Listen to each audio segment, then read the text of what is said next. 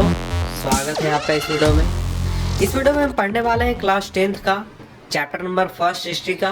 और टॉपिक है हमारा the rise of nationalism in Europe.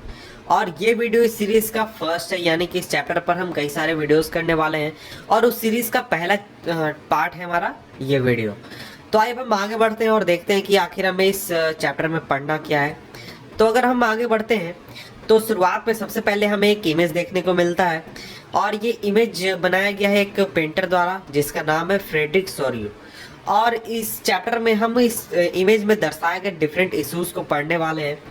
तो आइए हम शुरुआत करते हैं। तो देखिए 1848 में फ्रेडरिक सोरियो जो कि एक फ्रेंच आर्टिस्ट है, उसने एक 4 प्रिंट्स की एक सीरीज बनाई थी, यानी कि 4 पेंटिंग्स की एक सीरीज बनाई थी और जिसका उसने नाम दिया था डेमोक्रेटिक एंड सोशल रिपब्लिक्स।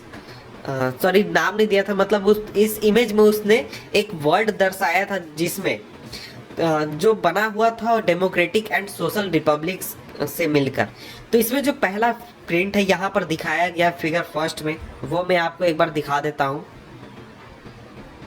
तो देखिए ये जो इमेज है ये इस सीरीज का पहला प्रिंट है और इस इमेज के बारे में हम कुछ बात करेंगे। जो पहला प्रिंट है इस सीरीज का ये दिखाता है कि यूरोप और अमेरिका के जो लोग हैं, जिसमें कि महिलाएं और पुरुष सभी लोग, और महिलाएं और पुरुष सभी एजेस के, यानी बच्चे हैं, बूढ़े हैं, और वो सभी क्लासेस के हैं, यानी कि अमीर हैं, गरीब हैं, मिडिल क्लास हैं, सभी लोग एक साथ आगे बढ़ रहे हैं। एक चेन बनाकर, एक ट्रेन बनाकर आगे चल रहे हैं और वो स्टैचू ऑफ लिबर्टी के सामने अपना सर झुका रहे हैं और उसे होमेज प्रदान कर रहे हैं।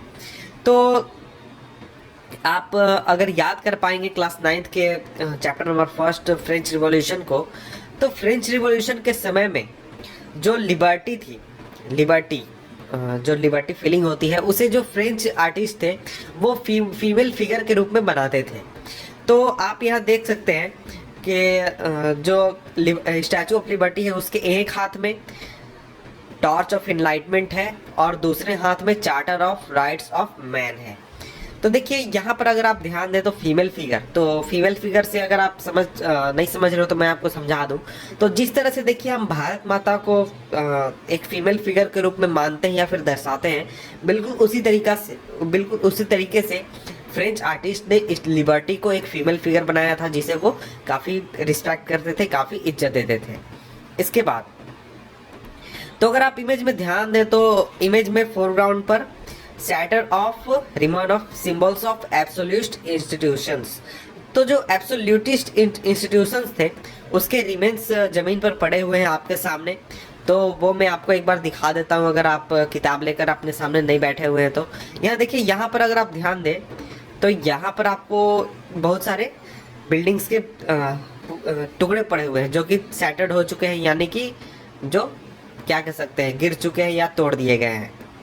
इसके बाद तो एब्सोल्यूटिस्ट का हो सकता है कि आपको मीनिंग नहीं समझ में आ रहा हो, ये मैं आपको समझा देता हूँ।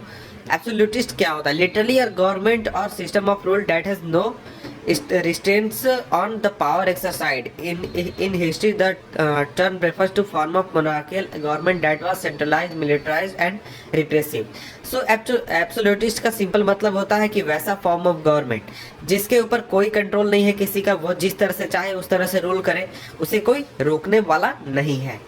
तो देखिए इन सोरियोज यूटोपियन विजन, तो यहाँ पर यूटोपियन विजन क्या हो गया?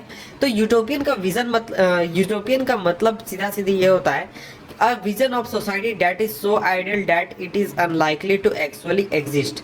तो देखिए इस तरह का विजन, इतना क्या कहते हैं, इतना आइडियल विजन जो कि रियलिटी में एग्जिस्ट करना पॉसिबल ही नहीं है, वो मेरे ख्याल से का मतलब इसका एग्जिस्ट कर ही नहीं सकता है। तो आप सोच रहे होंगे कि ये यूटोपियन विजन कैसे हो गया? आज तो यूरोप के ज़्यादातर नेशन जो है वो डेमोक्रेटिक है, तो ये उस समय के व्यूज के अनुसार बनाया गया, यानी उस समय में वैसा थोड़ी नहीं लगता था कि जो आगे चलकर सभी देश हैं वो डेमोक्रेटिक हो जाएंगे। उस समय के अनुसार ये एक यूटोपियन विजन है। और इस विजन में जो लोग हैं पूरे वर्ल्ड के, वो ग्रुप्ड हैं, यानी कि समूह में हैं, अलग अलग देशों के समूह में, और उनको आप आइडेंटिफाई कर सकते हैं उनके फ्लैग्स के माध्यम से या फिर उनके नेशनल कॉस्ट्यूम के माध्यम से। तो इस प्रोसेसन को लीड कौन कर रहा है? इस प्रोसेसन को लीड कर रहा है जो कि स्टैचू ऑफ लिबर्टी के आगे यूनाइटेड स्टेट्स और स्विट्जरलैंड। तो उसका रीज़न ये है कि ये जो दोनों जो देश थे, स्विट्जरलैंड और यूनाइटेड स्टेट्स, ये उस समय तक नेशन स्टेट्स बन चुके थे। नेशन स्टेट क्या होता है इसको हम आगे के वीडियोस में पढ़ेंगे। तो इसके बाद फ्रांस, इन दोनों के बाद है फ्रांस। मैं इसको नीचे कर देता हूँ। France identifiable by revolutionary tricolour. तो फ्रांस को आइडेंटिफाई कर सकते हैं आप, जो रिवोल्यूशनरी ट्राई कलर आपने क्लास 9th में पढ़ा होगा, जो कि अभी अभी स्टैचू के पास पहुंचा है, यानी कि वो आपके स्विट्जरलैंड और यूएसए के पीछे है। और इसके बाद जर्मनी के लोग हैं जो कि फ्रांस के पीछे चल रहे हैं, जिन्होंने ब्लैक, रेड और गोल्ड फ्लैग को पकड़ा हुआ है। तो इंटरेस्टिंग बात यह है कि जिस समय सोर्यू ने इस इमेज को बनाया था, उस समय तक जो जर्मन लोग थे वो एक जर्मनी नाम के देश के अंदर रहते भी नहीं थे। उस समय तक जो जर्मनी थी वो अलग अलग टुकड़ों में बटी हुई थी, जैसे कि 1947 से पहले इंडिया जो थी वो कई सारे प्रिंसली स्टेट्स में थी और ब्रिटिश कंट्रोल में थी। ये बिल्कुल उसी तरीके से जो जर्मनी थी वो कई सारे छोटे छोटे देशों में बटी हुई थी और वो एक जर्मनी आइडेंटिटी के रूप में नहीं थी। और जो फ्लैग वो कैरी कर रहे हैं वो एक उनके होप्स को, लिबरल होप को दर्शाता है। 1848 में जो लोग चाहते थे कि जो बहुत सारे जर्मन स्पीकिंग जो देश हैं या फिर स्टेट हैं उनको मिलाकर एक नेशन स्टेट बनाया जाए, जिसका शासन डेमोक्रेटिक कॉन्स्टिट्यूशन के अनुसार चले। तो इसके बाद जर्मन पीपल के बाद ऑस्ट्रिया के लोग हैं, टू सिलिसियस किंगडम के लोग हैं, लोम्बार्डी के लोग हैं, पोलैंड के, इंग्लैंड, आयरलैंड, हंगरी और रशिया के लोग उनके पीछे चल रहे हैं। तो इसके बाद ऊपर से यानी हेवन से जो क्राइस्ट है, भगवान, वो देख रहे हैं, सभी संत देख रहे हैं, और जितने भी एंजल्स हैं वो सभी इन लोगों के ऊपर ध्यान लगाए हुए हैं। इन सभी जो ये प्रोसेसन चल रहा है इसके ऊपर ध्यान लगाए हुए हैं। They have been used by artist to symbolise fraternity among the nation of the world. तो उनको इस यानी कि जो भगवान है उनको ये दर्शाने के लिए यूज़ किया गया कि देखिए जो फ्रेटर्निटी है सभी देशों के बीच में वो कितनी ज़्यादा अच्छी है और कितनी अच्छी है। तो यहाँ देखिए व्हाट इज़ अ नेशन। तो अर्नस्ट रेनन एक बहुत जाने माने व्यक्ति हैं, इस चीज़ को आप पढ़ सकते हैं। अगर इस चीज़ को आपको पढ़ेंगे तो व्हाट इज़ अ नेशन, ये चीज़ आपको ज़्यादा अच्छी तरह से समझ में आएगी। मैं इसको नहीं बताने वाला हूँ क्योंकि वो उतना आपके सिलेबस का पार्ट नहीं है और आपको उतना ज़्यादा फायदा नहीं होगा, केवल आपको कुछ चीज़ें समझ में आएंगी, तो उसके लिए आप खुद से उसे पढ़ सकते हैं। तो इस चैप्टर में सिंपली हम पढ़ने वाले हैं वैसे इशूज़ को जो कि इस इमेज में सॉरी द्वारा दर्शाए गए हैं। 19th सेंचुरी में जो नेशनलिज्म थी वो एक फोर्स बनकर उभरी जिसने सभी चेंजेस, बहुत सारे चेंजेस लाए पॉलिटिकल और मेंटल वर्ल्ड में, यूरोप के, यानी यूरोप के जितने भी पॉलिटिकल सिस्टम था या फिर मेंटल स्थिति थी उसको काफ़ी हद तक बदल दिया था। तो इसका परिणाम ये निकला कि जो कंट्रीज थे वो अब कोई स्टेट या फिर कोई राज्य या फिर कोई डायनेस्टी बनकर नहीं रहे। इस यहाँ से एक नेशन स्टेट का इमरजेंस हुआ in place of multinational dynastic empire of Europe. तो यहाँ पर मल्टीनेशनल डायनेस्टिक एम्पायर मैं आपको समझा देता हूँ थोड़ा सा ब्रीफ में। तो देखिए जो नेपोलियन था वो फ्रेंच था, उसने जर्मनी को कैप्चर किया था और दूसरे बहुत सारे देशों को कैप्चर किया था। तो क्या उसने अपने फ्रेंच आइडेंटिटी को छोड़ दिया था? नहीं। क्या जर्मन लोगों ने, जिसको उसने कैप्चर किया था, उन्होंने अपने जर्मन आइडेंटिटी को छोड़ दिया था? नहीं। उसी तरीके से दूसरे रीजन के लोगों ने क्या फ्रेंच आइडेंटिटी अपना लिया था? नहीं। वो सभी अपने अपने आइडेंटिटी पर थे, यानी जो जर्मन था वो जर्मन था, जो ऑस्ट्रियन था वो ऑस्ट्रियन था, जो फ्रेंच था वो फ्रेंच था। तो इस तरह से वो जो अलग अलग स्टेट्स थे वो अलग अलग नेशन हो गए। तो इस तरह से जो नेपोलियन का साम्राज्य वो क्या हुआ? मल्टीनेशनल डायनेस्टी हुआ, डायनेस्टिक एम्पायर हुआ। तो इस तरह की चीज़ें, जो पॉलिटिकल सिचुएशन थी और मेंटल सिचुएशन थी, इस तरह की चीज़ें हट गई थी और उसके जगह पर नेशन स्टेट सामने आ चुका था, नेशन स्टेट।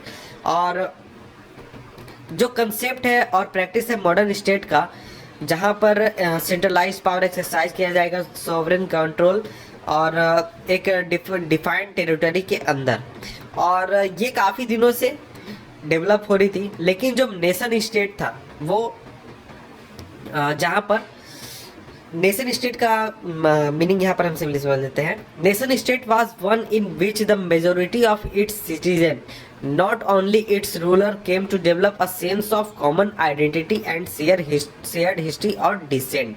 तो देखिए, नेशन स्टेट एक तरह का आइडेंटिटी थी जिसमें कि वहाँ के केवल रूलर नहीं, वहाँ के सिटीजन भी एक उनके अंदर एक भावना आती थी कॉमन आइडेंटिटी की, यानी कि मैं फ्रेंच हूँ तो तुम भी फ्रेंच हो, तो वो भी फ्रेंच है तो यहाँ का रूलर भी फ्रेंच है, इस तरह से। यानी कि मैं इंडियन हूँ तो आप भी इंडियन है, कोई दूसरा व्यक्ति भी इंडियन है, इंडिया में रहने वाला, और यहाँ का जो राष्ट्रपति है और प्रधानमंत्री है वो भी इंडियन है। तो ये एक तरह का नेशन स्टेट का आप डेफिनेशन समझ सकते हैं। Came to develop a sense of common identity and shared history or descent. This commonness did not exist from time immemorial. It was forged through struggles through the action of leaders and common people. तो देखिए, ऐसा नहीं था कि ये तुरंत ही लोगों के दिमाग में ये आइडिया आ चुका था। ये लोगों के दिमाग में ये आइडिया आया था काफ़ी ज़्यादा स्ट्रगल करने के बाद, और लीडर्स के बहुत सारे एक्शन के बाद, और कॉमन पीपल के बहुत सारे एक्शंस के बाद।